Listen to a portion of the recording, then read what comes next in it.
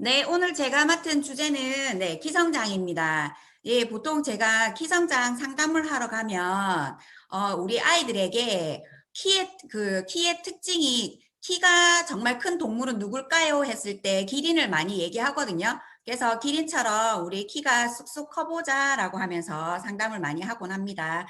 그럼 한번 넘겨볼게요. 지금 딱 보시면 눈에 딱 보이는 인물들이 있죠. 그래서 제가 보통 이제 상담을 하게 되면 왼쪽의 아저씨가 멋있어, 오른쪽에 있는 아저씨가 멋있어 라고 질문을 많이 하는데 누가 봐도 왼쪽인 것 같습니다. 그래서 여기 똑같이 이연이가 170이거든요. 그래서 누구랑 같이 서 있느냐에 따라서 정말 삐까리 남달라 보이는 것 같습니다. 여기 보면 키에 따라 달라지는 연봉 되어 있는데 호주 국립대학교 연구 결과 남성 키 5cm가 클수록 연소득이 약 122만 원씩 늘어난다고 합니다. 키도 작은 것도 서러운데 키 크다고 이게 돈도 차이가 있죠. 그죠? 그래서 키 큰 사람이 더 똑똑하고 힘있고 리더십 있는 사람으로 여겨지기 때문에 키도 스펙이라는 거.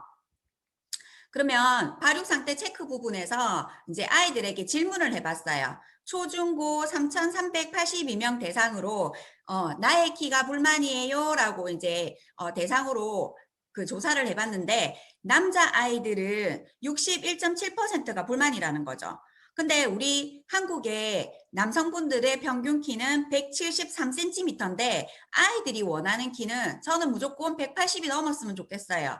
181 이상이라는 거죠. 그리고 보통 여학생들도 마찬가지예요. 저도 평균 키인데 평균 키는 161인데 원하는 키는 169라는 거죠. 그러면 우리가 한번 발육 상태 체크를 미리 확인해 볼 수가 있습니다. 우리 아이들을 데리고 가까운 AP에 가서 인바디 측정을 한번 해보시면 이렇게 발육 상태 체크를 대충 할 수가 있거든요. 그래서 만 나이로 해서 이 표를 보시면 우리 아이가 컸을 때 예상 키가 나오는 부분이 있습니다. 이 표로 보고 확인하실 수도 있고 그 다음에 유전키 계산하는 방법이 있어요. 그래서 우리 아이의 예상 키는 어떻게 됩니까? 라고 했을 때 남자는 아빠 키에 엄마 키를 더해서 나누기 2 더하기 6.5를 하는데 한번 여러분들 한번 해보세요. 우리 아이가 남자다, 우리 아이가 여자다 이렇게 하면 아빠 키에 엄마 키, 여자인 경우는 더해서 나누기 2 빼기 6.5. 그러면 저도 제 기준으로 유전키 계산을 한번 해볼게요.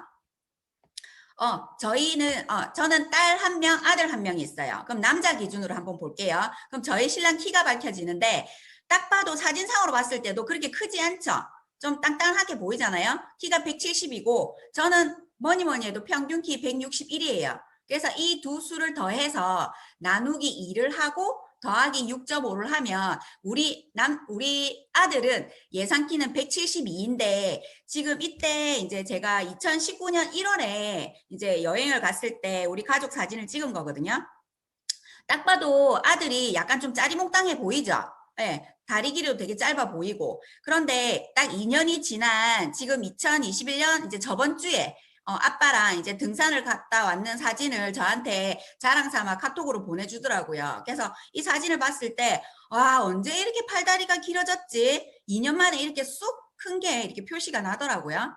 그 다음에 우리 딸을 한번 볼게요. 딸도 마찬가지로 170에다가 161을 더해서 나누기 2를 하고 빼기 6.5를 했더니 예상 키는 159고요. 저는 분명히 키가 161이라고 했거든요. 근데 저희 딸 지금 오른쪽에 보이시나요? 이 친구도 2년 만에 저보다 이제 훨씬 더 커버린 거죠. 네.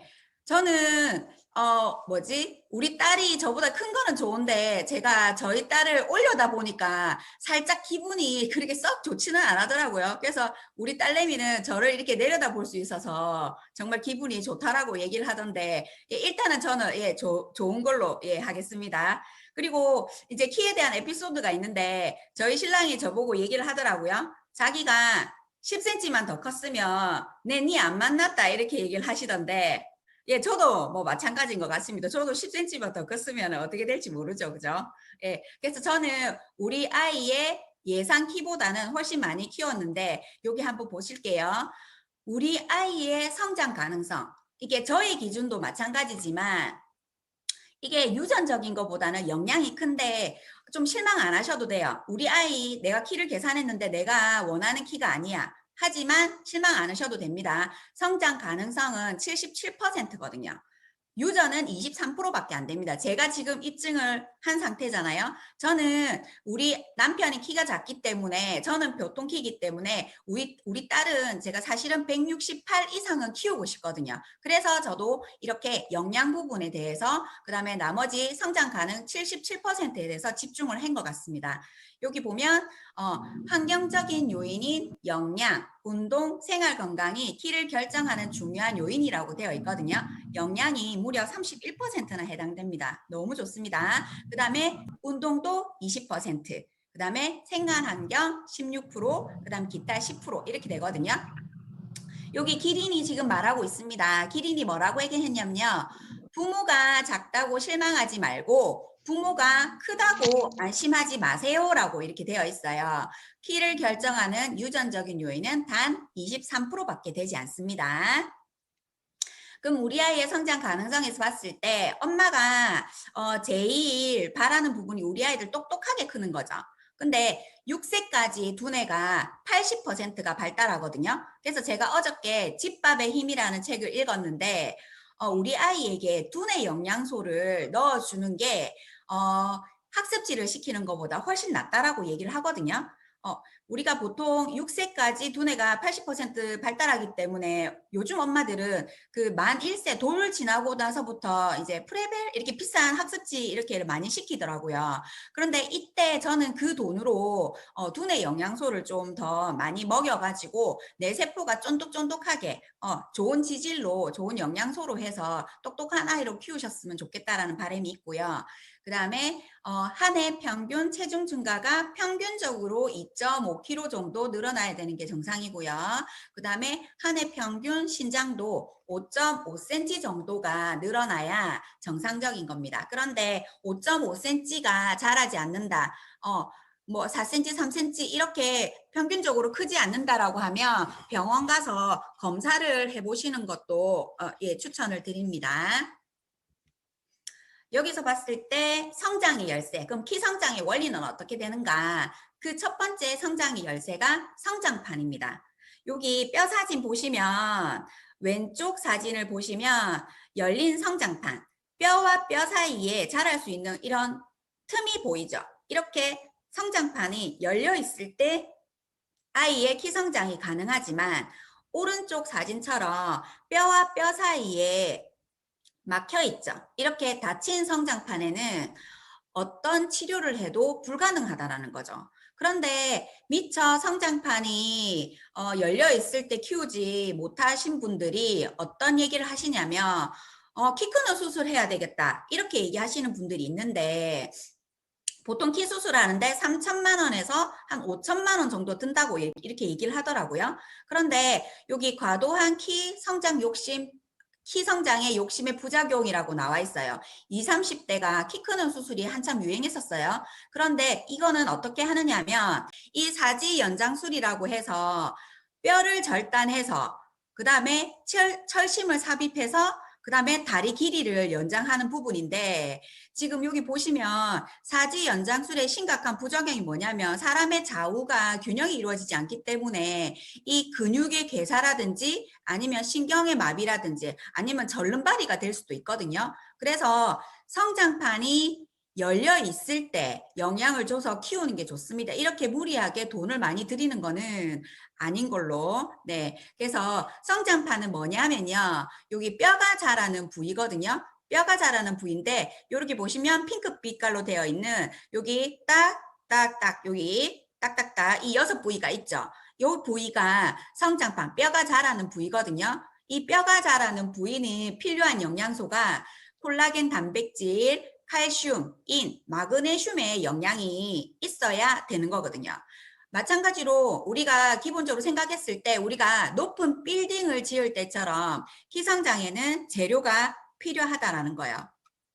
그래서 이제 수술이라든지 이런 다른 요인을 생각하는 것보다 우리가 성장판에 영향을 줘서 우리가 키를 키우는 게 좋을 것 같습니다. 그 다음에 성장의 열쇠 두 번째, 예, 성장 호르몬을 볼게요. 성장 호르몬. 성장을 촉진하는 데 필요한 호르몬이고요. 골격의 성장이나 단백질의 합성 및 세포의 증식을 촉진하는 호르몬입니다. 여기 성장 호르몬에 제일 많이 필요한 영양소가 단백질이고요. 그 다음에 갑상선 호르몬, 성호르몬, 성장인자 이런 부분이 있는데 모든 호르몬이 균형을 맞춰서 우리가 성장하는 게 좋습니다. 그러면 성장 호르몬이 좋다 해서 요즘 엄마들이 초등학교 2학년쯤 되면 이제 성조숙증 검사를 하러 가면서 우리 아이가 성장 호르몬이 부족하다면 주사를 맞아야 되겠다고 얘기하시는 분들이 엄청 많아요. 성장판에 영양을 넣어서 성장 호르몬을 잘 원활하게 해줘야 되는데 이 엄마들이 병원 가서 하는 행동들이 성장 호르몬 주사를 맞아야 되겠다라고 생각을 많이 하시거든요. 여기 보시면 정상인이 우리 아이 키 10cm 더 키울 수 있다라는 이 책에서 보면 정상인이 성장 호르몬을 맞을 경우 심각한 부작용을 발생할 수 있는데 여기 보시면요. 성장 호르몬 주사가 남발되고 있는 것은 부모의 지나친 걱정과 상술에 의한 의료 행위가 결합했기 때문이다. 일부 의사들은 성장 호르몬 주사가 필요하지 않음에도 불구하고 부모의 지나친 걱정에 편승해 이러한 주사를 권하고 있다라고 되어 있어요. 하지만 정상인이 성장 호르몬을 맞을 경우 심각한 부작용을 부를 수 있다. 일반인보다 사망률이 약 30% 이상 높았다는 결론도 있고요. 부종이나 발진, 유방 비대, 혈당 상승, 시력 손상은 물론이고 심지어는 척추 측만증과 갑상샘 기능 저하까지 나타났다고 합니다. 이렇게 부작용이 많은데 성장 호르몬 주사를 맞으실 건가요? 그러면 보통 지금 초등학교 2학년 엄마들이 성조숙증 검사를 많이 하러 가시는데 여기서 성조숙증이란 무엇일까요? 성조숙증이란 2차 성징이 빨리 나타난 겁니다. 여자아이는 만 8세 이전 혹은 140cm 이전 사춘기가 이제 시작되는 경우요. 여자아이는 보통 이제 초경, 월경이 시작되는 게 사춘기의 시작이라고 볼 수 있겠죠. 그 다음에 남자아이는 만 9세 이전 혹은 150cm 이전 사춘기가 시작하는 경우 그럼 성조숙증의 원인은 뭘까요? 요즘에 많은 원인들이 있지만 그 중에서도 과도한 스트레스, 그 다음에 빈번한 일회용품 사용에 의한 환경적인 요인, 그 다음에 잘못된 식습관, 그 다음에 영양 불균형 등이 있습니다. 성조숙증 환자 어머니들 인터뷰를 해놓은 건데요. 얼마나 걱정이 많으시겠어요. 다른 애들하고는 다르잖아요. 키 안 크는 것도 걱정이 되고 그러면서 성조숙증 환자가 지난해 7만 명이 육박을 하였습니다. 여기 사례를 한번 볼게요. 아빠 키는 178이고 엄마 키는 168인데 지금 이 학생은 현재 고등학교 2학년이고요. 이 친구가 초등학교 4학년 때 이제 초경을 시작한 거예요. 그래서 중학교 1학년 성장이 이제 종료가 되었고 이 아빠와 엄마 키의 유전 키로 보자면 키가 166.5cm거든요. 그런데 이 친구는 현재 키가 158이고 그러면 유전 키보다 지금 현재 키로 따지자 그러면 8.5cm가 안 큰 거예요. 그래서 이러한 부분이 성조숙증이 있는 경우에는 아무리 유전키가 높다라고 하더라도 환경적인 요인에 의해서 이제 성장판이 일찍 닫히면 이제 키가 자라지 않는 거죠. 저도 지금 월요일 날 제가 키성장 상담을 이제 중학교 2학년 여학생을 이제 그 상담을 했었는데 이 아이도 마찬가지로 초등학교 4학년 때 그 초경을 시작을 해서 지금 현재 중학교 2학년이고 키가 149.1이더라고요. 그런데 이 부모님은 조금이라도 키워달라고 얘기를 하시면서 키 성장을 원하셔서 일단은 진행을 하기로 하긴 했거든요. 그런데 정말 아쉬운 거는 제가 상담하면서 얘기 드렸는데 조금이라도 저를 빨리 만나셨으면 정말 10cm를 키워드릴 수 있었는데 너무 아쉽습니다라고 제가 상담은 해드린 것 같아요. 키성장 요인으로는 그러면 우리가 지금부터 키를 키우려면 아까 저 성장 가능성이 77%라고 했잖아요. 그러면 키성장 솔루션으로 이제 요인 3가지를 한번 보겠습니다. 생활 습관이 16%, 운동이 20%, 영양이 31%. 제일 중요한 거는 여기서 생활습관 부분에서 제일 중요한 것 같습니다. 키를 키우는 달콤한 보약 잠이라 해서 성장 호르몬이 24시간 분비 양상을 이렇게 표로 나타냈거든요. 요런 표로 보시면 지금 성장 호르몬이 여기 하단에 보시면 아이의 성장 호르몬은 낮 동안 운동 중에, 그 다음에 수면 중에는 밤 10시에서 12시 사이에 가장 활발하게 분비가 됩니다. 그래서 아이들이 정말 키를 키우고 싶다.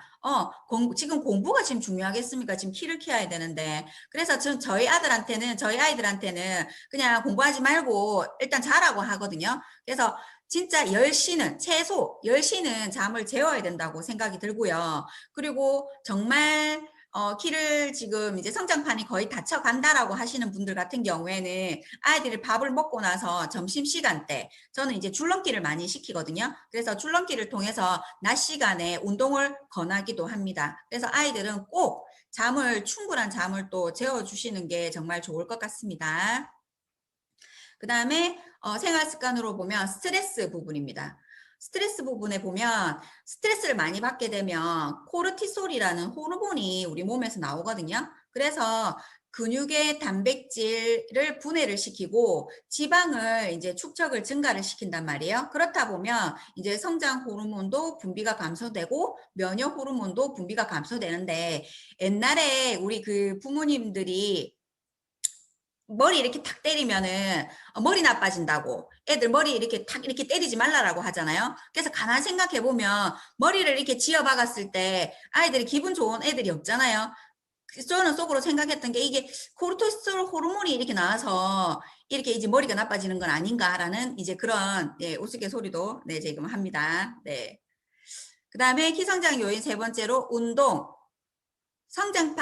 운동은 이제 성장판을 자극을 시켜주고, 그 다음에 이제 성장 호르몬의 분비를 증가시켜주고, 그 다음에 비만과 성조숙증을 예방해주고, 그 다음에 체중 조절에 도와주는데, 저는 운동을 한 날은 이제 깊은 이제 딥슬립을 할 수 있겠더라고요. 그래서 이제 숙면과 스트레스 해소에도 이제 도움을 줄 수 있는데, 저는 이제 보통 이제 키성장 상담을 하게 되면, 이제 운동을 권하는데 어떤 운동을 제일 많이 권하냐면 달리기라든지 자전거 타기, 줄넘기, 농구, 배구, 수영, 스트레칭을 많이 권장을 하고 근데 아이들이 자기 본인들이 이제 살을 빼야 된다고 하면서 이제 헬스장 가서 웨이트 트레이닝이랑 뭐 씨름 레슬링 마라톤 기계 체조 이런 건 제가 설명을 해드리거든요. 이렇게 성장판을 너무 심하게 자극을 하거나 무리를 하게 되면 지금 이런 거는 이제 성장이 좋지 않다고.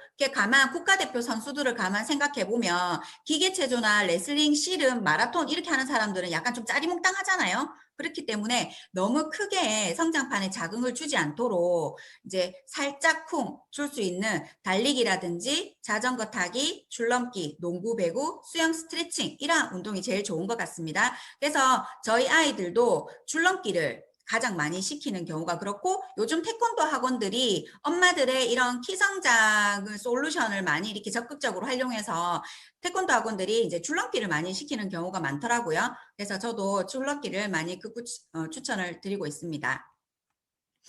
키성장 요인으로 이제 마지막 영양입니다. 영양.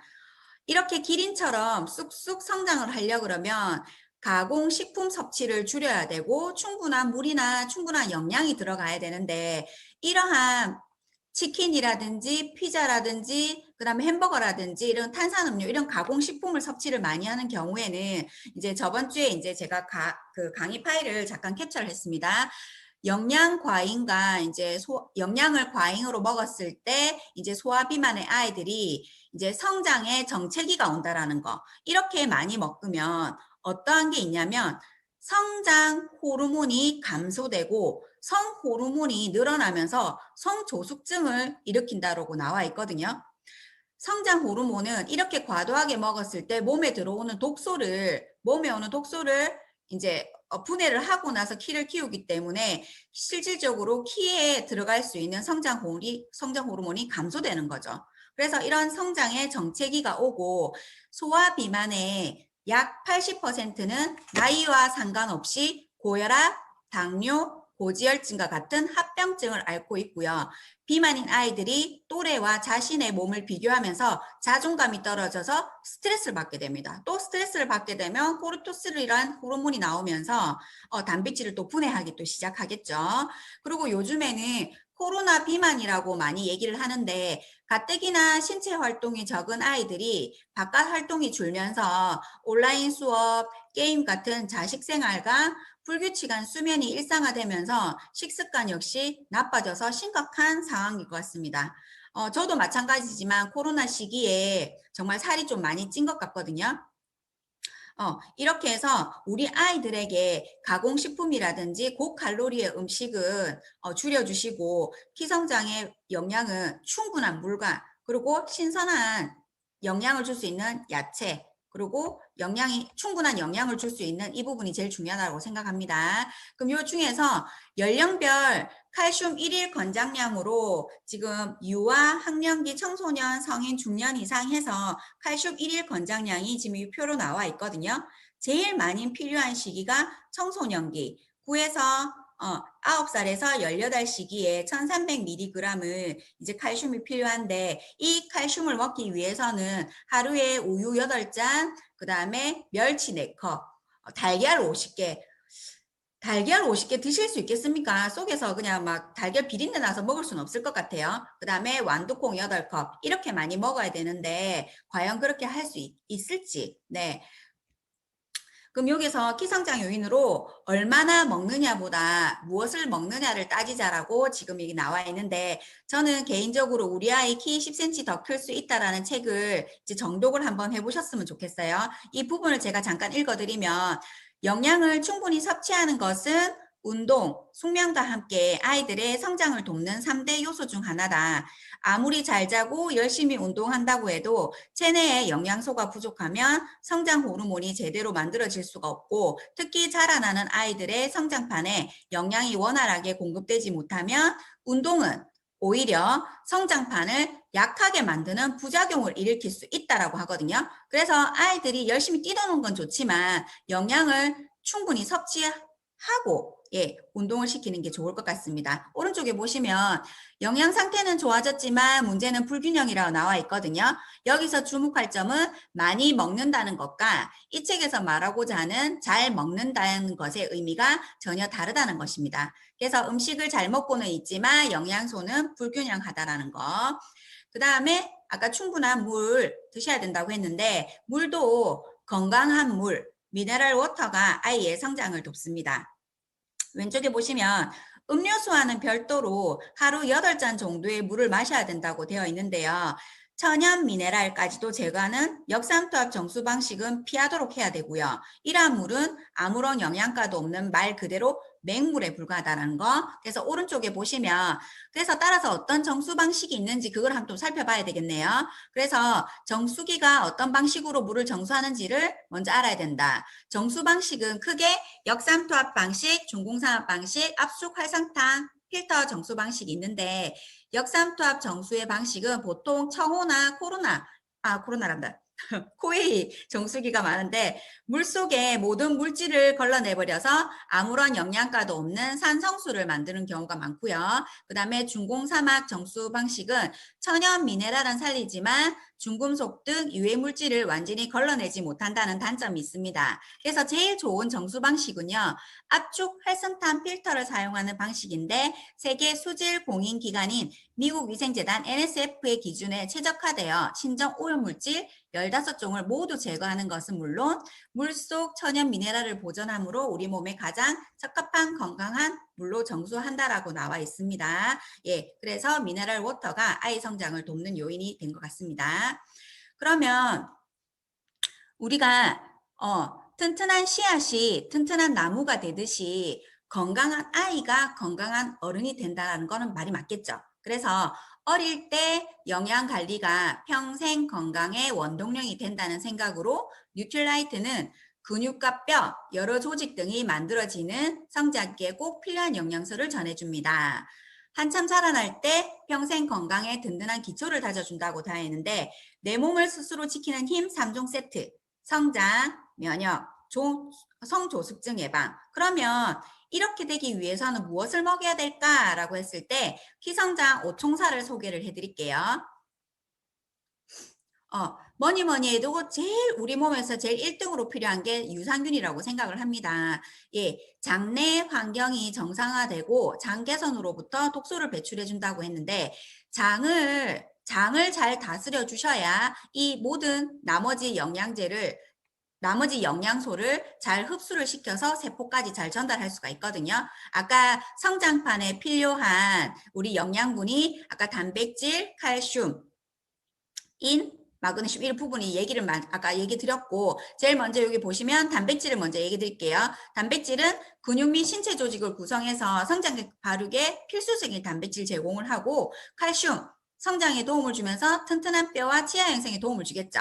그리고 아까 많은 보셨죠? 그 모든 것들이 이제 더블엑스의 함축적으로 이제 모든 충분한 영양소가 담겨져 있고, 그 다음에 아세로라씨 유해산소로부터 보호하고 항산화 작용을 하는데 이 5가지 종류를 조금 자세히 제가 풀어드릴게요. 첫 번째로 더블엑스는 세계 1위 종합 비타민입니다. 그래서 풍부한 영양 성분, 14가지 비타민, 9가지 무기질, 20여가지의 식물 농축물에서 얻어지는 다양한 식물 영양소를 함유하고 있고요. 그리고 여기 자연이 담고 있는 이 모든 영양소 있죠. 이게 잘 보이시지는 않을 것 같은데 알파파라든지 아세로라, 사과, 바질 이러한 푸릇푸릇한 이 야채를 이 알약 6개, 이 영양제 6알로 이렇게 농축을 시켜놓은 부분이거든요.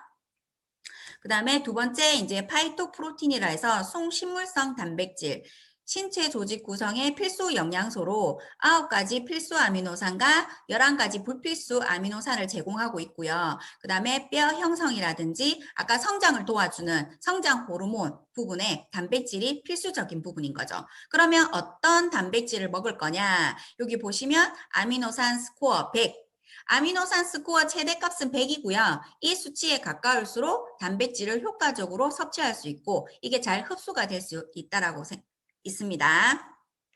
그 다음에 세 번째 유산균 한 포에 63억의 프로파이티스를 제공하고 있고요. 지금 위산과 담즙산에 잘 살아남아서 뛰어난 생존력으로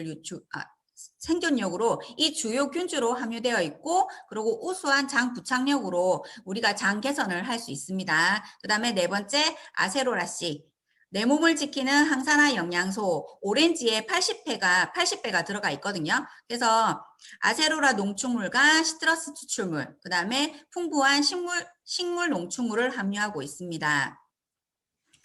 예, 이 아세로라씨는 유해산소로부터 세포를 보호하고요. 항산화 작용을 하면서 지금 요즘에는 비타민C의 항산화 작용에 대해서 유튜브에 엄청나게 많은 정보가 많이 나와 있거든요. 그래서 비타민C는 세포를 손상시키는 것을 막아주는 항산화 영양소로 건강 유지에 필수적이라는 부분.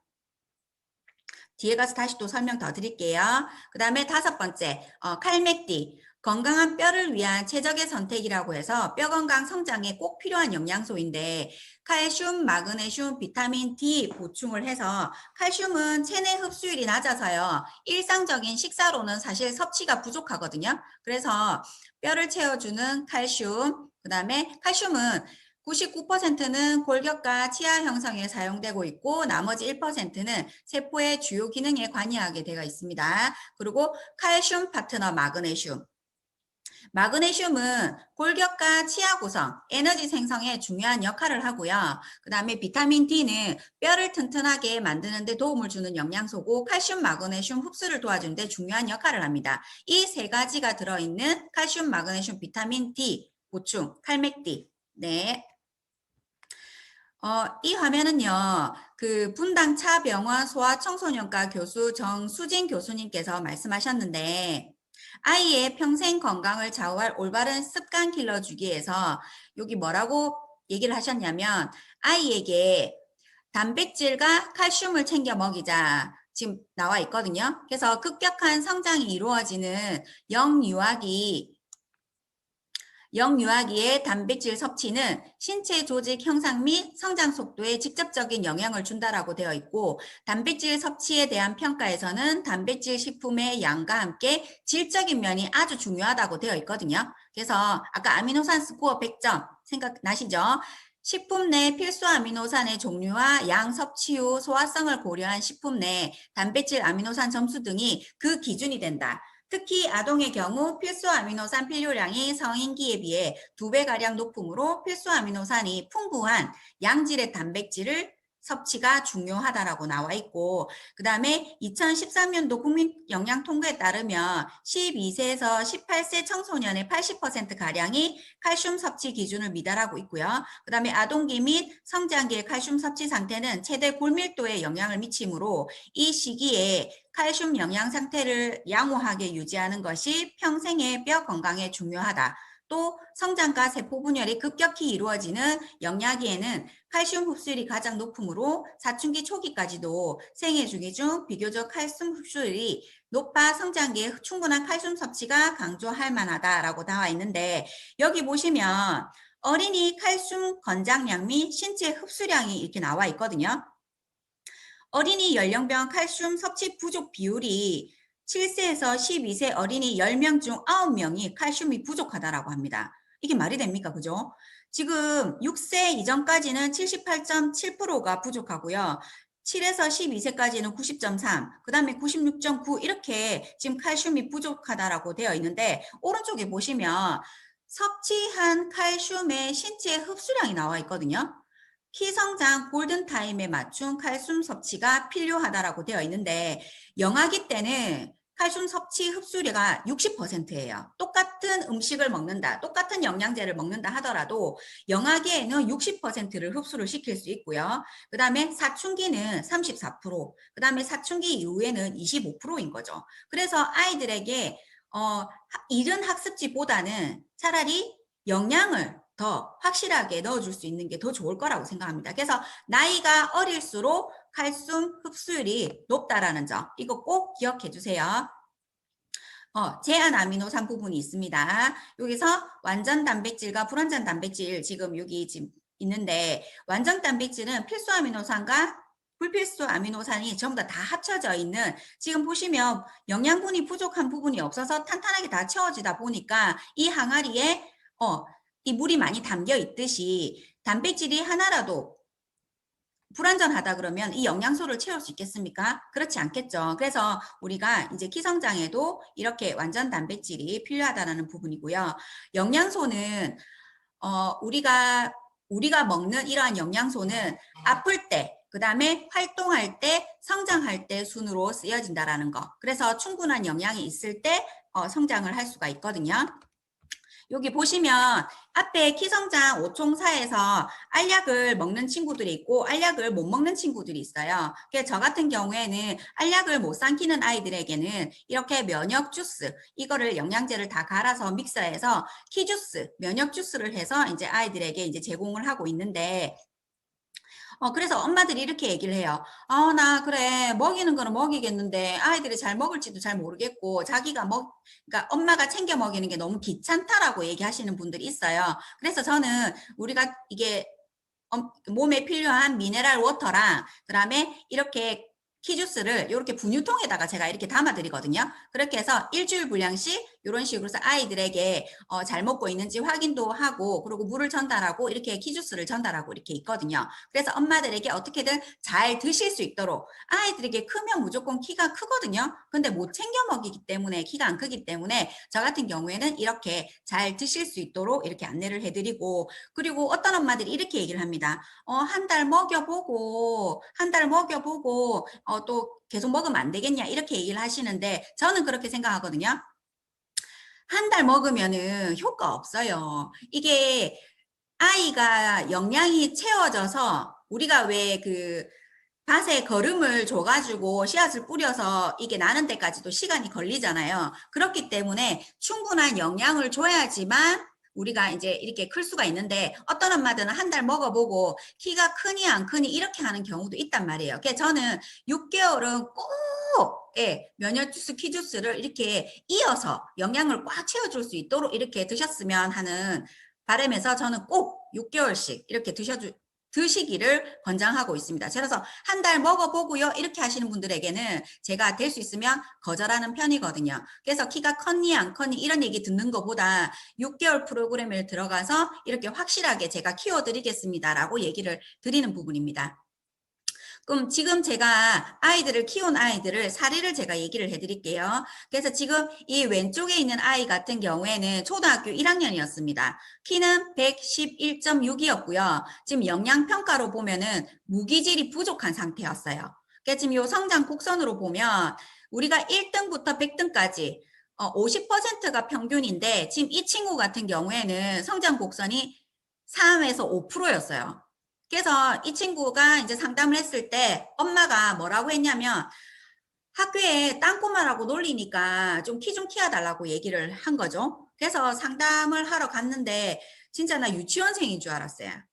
유치원생인 줄 알았는데 알고 봤더니 자기도 얼마나 고민이 많겠어요. 그래서 인바디 측정을 해보니 무기질이 부족하였던 거죠. 그래서 제가 이 아이를 키성장을 이제 6개월을 들어가기로 했습니다. 그래서 지금 이렇게 아이가 지금 점점 지금 3에서 5% 성장 곡선에서 이제 5에서 10%로 이렇게 키성장하고 진행을 되면서 이렇게 늘어났어요. 이렇게 3에서 5로 늘어나는데 엄마들이 너무 행복해 하더라고요. 너무 감사하다고. 그런데 제가 지금 12월에서 1월 이렇게 딱 한 달 했을 때는 한 달 했을 때는 111.6에서 112.6 이 한 달 했을 때 제일 처음에 1cm가 컸단 말이에요. 그러니까 처음이니까 엄청 영양도 잘 챙겨 먹었고 그리고 이제 인스턴트 음식도 먹지 말라 그러니까 안 먹고 이렇게 했단 말이에요. 그런데 이제 두 번째 달 썼을 때는 첫째 딸은 1cm가 컸고요. 두 번째 딸은 0.2cm밖에 안 큰 거예요. 그래서 제가 딱 보니까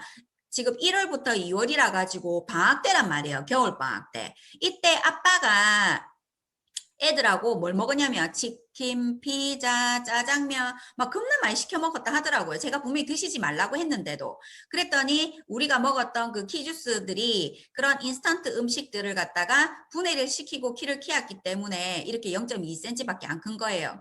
그 다음부터는 제가 아버지께 사정을 했어요. 애들 키 키우려 그러면 제발 이런 거는 드셔주지 말아달라고 했더니 그 다음부터는 이제 키가 크는 속도가 이제 조금 달라지더라고요.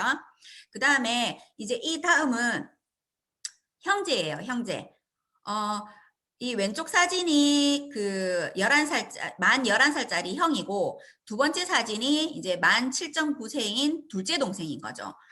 이 첫째 아들과 둘째 아들의 엄마 키와 아빠 키를 보면 엄마는 158이고요. 아빠 키는 173이에요. 그런데 여기 성장 곡선 한번 보시겠어요? 성장 곡선에 보면 큰 아들은 50이고 둘째 아들은 75인 거예요. 그러면 이거 유전적인 게 맞을까요? 저는 이거를 보면서 또 한 번 더 생각했던 게, 정말 영양이랑 생활 습관이랑 운동 부분에서 정말 틀리는구나. 이 첫째 아들은 움직이는 걸 별로 안 좋아하더라고요. 그런데 이 둘째 아들 준성이 같은 경우에는 이제 축구도 좋아하고 뜀박질도 좋아하고 그리고 단백질 쉐이크도 잘 먹고 엄청 잘 먹더라고요. 그래서 이 지금 첫째 아들 같은 경우에는 영양평가에서 보면 단백질도 부족이고 무기질도 부족이고 그리고 보시면 키는 50인데 체중은 10이에요. 체중 10. 그러면 빼짝 말랐다라는 거거든요. 그런데 여기 체지방률에서 보시면 경도 비만이에요. 경도 비만. 마른 비만인 거죠. 저도 사실은 깜짝 놀랐어요. 이렇게 빼짝 마른 애가 경도 비만이라고 하니까 그 엄마도 놀랬겠죠. 그래서 저는 이 두 아이들에게 우유 섭취를 금지를 시켰어요. 우유를 먹지 말라고. 그래서 왜? 아니 광고에서는 우유를 먹으라고 하는데 왜 우유를 먹지 말라고 얘기를 하냐고 제가 얘기해서 흰 우유 200g에는 각설탕 6개가 들어가 있고 그리고 이 젖소가 많은 젖을 짜기 위해서 많은 그 호르몬이 많이 그러니까 에스트로 여성 호르몬이 많이 들어있다라고 얘기를 했더니 이 엄마가 믿지는 않았어요. 그런데 일단은 시킨 대로 한번 해보겠다 하더라고요. 이때 이 첫째 아이디가 체지방률이 내려갔고 골격각은 올라갔어요. 그리고 체중도 올랐고 그 다음에 신장도 1.8cm가 큰 부분인 거죠. 그래서 제가 이 우유에 대해서 이 엄마한테 이 책을 보여줬어요. 아이를 변화시키는 두뇌 음식. 여기 보시면 여기 지금 제가 빨간 테두리로 제가 해놨는데 소화불량을 일으키는 주 원인은 유제품이라는 부분이 있어요. 그래서 제가 초록색으로 형광펜 친 부분을 읽어드릴게요. 빨리 자라는 소를 위해서 만들어진 우유는 칼로리의 약 반이 지방이다. 우유로 치즈나 버터를 만들면 지방 함량이 더 높아진다. 우유와 치즈는 미국인들이 건강에 좋은 식품이라고 믿고 아이들에게 열심히 먹이는 식품이다. 50년 동안 계속된 업계의 선전에 힘입어. 그러니까 업계의 선전, 남양유업이나 서울우유나 이런 업계의 선전에 힘입어 우유의 신화가 만들어지기는 했지만 아이들에게 미치는 영향은 선전 내용과는 다르다. 우유 섭취가 질병과 관계가 있다는 사실을 밝혀낸 논문이 있는데 아이들이 병에 걸리지 않고 건강하기를 바란다면 우유, 치즈, 버터를 덜 먹어야 한다는 거죠. 그런데 유제품은 한정된 약을 섭취하든지 아니면 전혀 섭취하지 말아야 한다. 소아당뇨병은 어릴 때의 우유 섭취와 소아당뇨병 발생 사이에 강력한 연관관계를 보여준다. 혹시 시간 되시면 이 책을 한번 읽어보시는 것도 권해드릴게요. 그래서 우유를 먹지 말라고 자꾸 제가 얘기를 드리는데 여기 지금 조한경 박사, 환자혁명을 지으신 조한경 박사님 의사 선생님이 계시는데 이 부분이 인스타에 뭐라고 해놨냐면요. 우유에 호르몬이 문제다. 항생제가 문제다. 염증 고름이 있다. 자가 면역 질환을 일으킨다. 아무리 얘기해줘도 미련을 버리지 못하고 심히 근심하던 분들도 다 필요 없고 이거 한마디면 바로 포기하더라. 우유 먹으면 살쪄. 찝니다. 살찝니다. 그래서 이렇게 했는데도 또 먹어. 그래서 삐쩍 말라서 태어난 송아지건 사람이건 한 달 내에 통통하게 살찌우는 것이 우유의 역할입니다. 그래서 한 잔에 300칼로리 플러스 살을 찌우는 유당과 에스트로겐. 그래서 엄마들이 그러잖아요. 커피숍 가서 라떼 먹고 살쪘어요. 이렇게 하는 부분이 우유 때문입니다. 그래서 정말 키성장을 원하시면 우유는 안 드셔주셨으면 좋겠다라는 걸 다시 한번 강조드립니다. 그리고 이 둘째 아들도 마찬가지입니다. 둘째 아들도 우유를 먹지 않았더니 체지방률이 떨어지고 골격근량이 올라갔습니다. 그 다음에 아까 얘기했던 그 3%의 그 아이와 그리고 지금 여기 보면 앞에 첫째 아들, 둘째 아들 있죠. 이 엄마는 셋째 딸도 있어요. 셋째 딸. 이 셋째 딸은 더 희한합니다. 진짜 잘 먹거든요. 정말 잘 먹으니까 신장이 95에서 97%인 거예요. 이 여자아이의 예상 키는 170이거든요. 이거 진짜 유전이라고 말할 수 있습니까? 첫째, 둘째, 셋째 전부 다 성장 곡선의 비율이 정말 다 다릅니다. 그래서 정말 잘 영양 섭취한 아이랑 아닌 아이랑 초등학교 1학년이랑 이렇게 지금 만 5세인 친구랑 진짜 차이가 정말 많이 나죠. 여기 보시면 돌 이후부터 키주스를 섭취한 엄마들이 많거든요. 아까 제가 얘기했듯이 만 6세가 되기 전에 칼슘의 흡수율이 더 좋기 때문에 이러한 부분을 알고 있으신 엄마들은 돌이 딱 지난 이후부터 면역 주스 갈아달라 합니다. 키주스 갈아달래서 젖병에 아이들 먹이거든요. 보십시오. 골격근 지방 분석을 보시면 딱 일직선으로 전부 다 양호 하면서 거의 100점에 가까이 되어 있습니다. 그래서 이거 언제부터 먹여야 되나 이렇게 얘기를 하시는데 그냥 돌 이후부터 그냥 꾸준하게 드셔주시는 게 정말 좋을 것 같아요. 그 다음에 우리 아이는 고기 많이 먹어서 괜찮아요 이렇게 하는 엄마들 있어요. 그래서 월, 화, 수, 목, 금 고기 반찬만 먹는 아이가 있습니다. 이 아이 열심히 고기 반찬 먹었는데 인바디 측정을 해보니까 단백질 부족 나왔습니다. 단백질 부족. 그래서 이 친구가 5개월에 1.8cm밖에 성장을 안 했어요. 그래서 심각해서 지금 이제 키성장이 들어가서 5.5개월 만에 4.7cm가 이제 성장한 부분이고, 그 다음에 이 친구는 고기를 많이 먹기 때문에 장 상태가 별로 안 좋았어요. 그래서 비타민 B라든지 수용성 식이섬유를 추가로 하였습니다. 예, 그 다음에 이 친구도 마찬가지로 단백질 부족이었지만 키성장 후에 이런 식으로 지금 성장을 하고 있고요. 그리고 이 친구 같은 경우에는 제가 키성장 상담을 갔을 때 아이가 키가 큰 편이었어요. 그래서 제가 뭐라고 했냐면 공주야, 키가 지금 큰 것 같은데 왜 키성장 하려고 해? 라고 얘기했더니 지금 이 친구가 유아기 때는 예상 성장 키가 168이었어요. 그런데 초등학교 1학년 때 또 검사를 해보니까 예상 키가 165인 거죠. 근데 초등학교 4학년 때 또 성장 검사를 하니까 예상 키가 163인 거예요. 그래서 이 친구가 생각했던 게 자기는 유치원 다닐 때 자기보다 한참 작았던 애가 자기를 계속 따라잡으면서 자기보다 커가는 걸 그 따라오는 자체가 너무 스트레스인 거죠. 그래서 제가 이게 키 성장을 하게 되었는데 이 마찬가지인 거예요. 아무리 유전적인 부분이라 하더라도 환경적인 요인이라든지 영양 상태가 불균형하면 이렇게 예상키가 점점 줄어든다라는 게 정말 인바디 측정, 그러니까 이게 키 성장을 이게 상담을 하면서 정말 와닿는 그런 시간이었던 것 같아요. 그리고 이제 여기 사례를 보시면 이 친구 같은 경우에는 지금 체지방률이 엄청 높아요. 연령은 지금 만 22세고요. 지금 이제 이 체지방이 엄청 높았는데 지금 여기 보시면 이제 예를 들어서 이제 비교를 한번 해드릴게요. 이게 박공주와 이공주인데 이 박공주 같은 경우에는 이제 성장 곡선이 50으로 시작을 했고 여기 이공주는 이제 성장 곡선이 97%로 시작을 했다라는 거죠. 그런데 이 박공주랑 이공주가 지금 1년이 지난 뒤에 검사를 해보니까 인바디 측정을 해보니까 박공주는 50에서 90으로 늘었고 이공주는 95에서 75로 줄어들었다라는 거죠. 그래서 분명히 앞에는 지금 이공주가 2.5cm가 더 컸단 말이에요. 그런데 지금 1년이 지난 시간에는 이공주가 4.3cm가 더 줄어든 거죠. 한번 보실게요.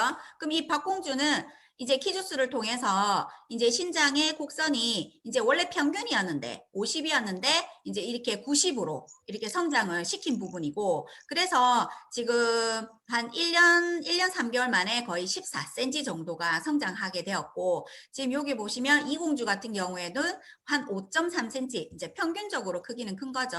그래서 이제 비만 체지방률이 많으면 키가 커지지 않습니다. 그래서 무조건 많이 먹는다고 해서 키가 크는 건 아니고요. 세포가 좋아하는 음식을 먹어야 된다라고 생각을 하거든요. 그렇기 때문에 우리 아이들에게 필요한 영양소 이를 모두 한 이 키성장 5총사를 제가 이게 오늘 설명을 드리고 그리고 중간에 끊겼는데 부족한 강의 들어주셔서 감사합니다.